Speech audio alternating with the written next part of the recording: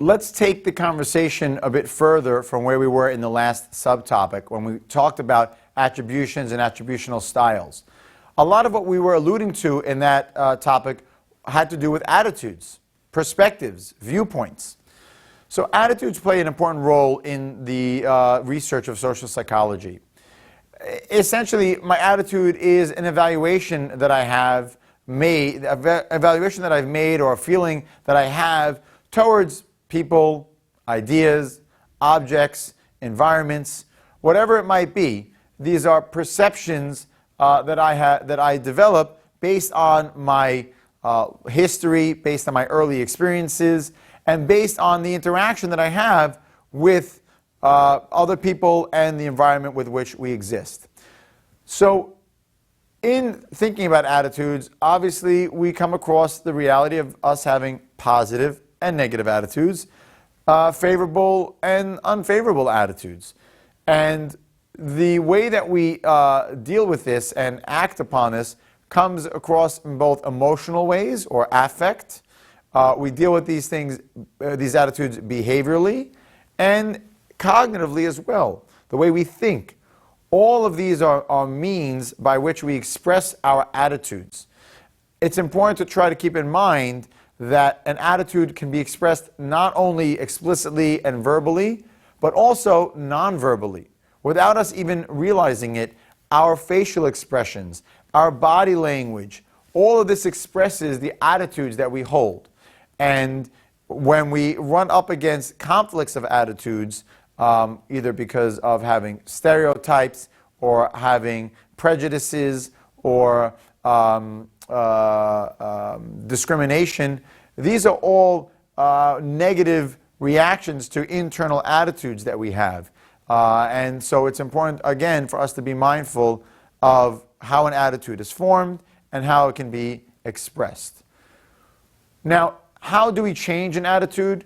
In the previous subtopic, we did already talk about cognitive dissonance, and it's been a topic that's come up at least maybe 3 times already in the CLEP prep course, which should let you know how important of a theory cognitive dissonance is and how valuable it is to learn how to change your attitudes through understanding cognitive dissonance. And I mentioned the last module subtopic of taking other people's perspective is a way of challenging your own dissonance.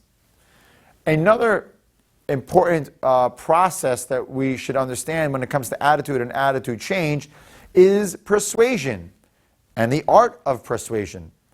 There are countless research studies and countless books and countless insights and seminars that are given to leaders and salesmen on the art of persuasion. Persuasion is the process of changing our attitude or even changing other people's attitudes towards something or someone via a type of communication. So we'll give just a few examples of persuasive techniques. And we'll start off with the foot in the door technique. The foot in the door technique is a method of persuasion whereby we begin to try to persuade someone by inviting them into an easy yes, an easy situation for them to be persuaded to hear you out or participate in what you're doing. So here in New York City, it has become quite commonplace to walk down any given avenue and come across volunteers for nonprofit organizations who are looking to sign you up for their program or learn something about you. And this is their method. So you're walking towards them and they'll say, "Excuse me, do you like children?" Or even better yet, they will say, "Excuse me, were you ever a child?" And naturally the answer is going to be, yes, I've been a child. "Oh, great. Now we'd like to ask you something else. Would you take a few minutes to volunteer to answer a few questions that we have about children and poverty in third world countries?" "Well, I've already said yes to one question. I guess I feel comfortable saying yes to that." "Sure, why not?"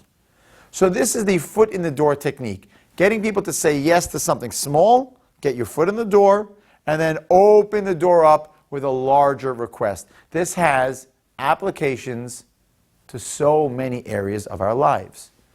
It can be used when trying to sell a product in a store. It can be used when trying to ask someone out on a date. It can be used to try to convince people to change their attitude about a particular belief that they have. A second technique is the door-in-the-face technique, the opposite in a sense. In this effort, we actually begin the process of persuasion by throwing a very indigestible concept towards somebody, and then scaling back. So a classic example might be when someone walks into an appliance store to go buy a new oven. They walk in the door and the salesman says, "Hello, how can I help you today?"